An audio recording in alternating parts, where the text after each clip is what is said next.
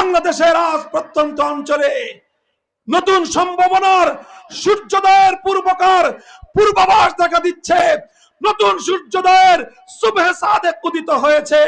ইনশাআল্লাহ আজ আমরা আশাবাদী, আগামীর বাংলাদেশ হবে ইসলামের বাংলাদেশ, আগামীর বাংলাদেশ হবে খেলাফতের বাংলাদেশ, আগামীর বাংলাদেশ হবে আল কোরআনের বাংলাদেশ। সেই বাংলাদেশ গড়ার জন্য আপনারা আপনাদের রিপোর্ট, আপনাদের শ্রম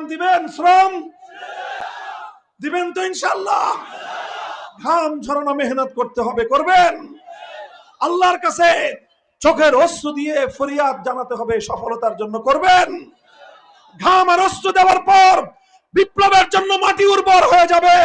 এরপরে একটা চূড়ান্ত বিপ্লবের প্রয়োজন হবে।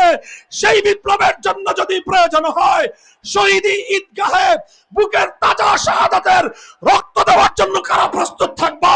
হাত তুলে শপথ করো খোদার কাছে।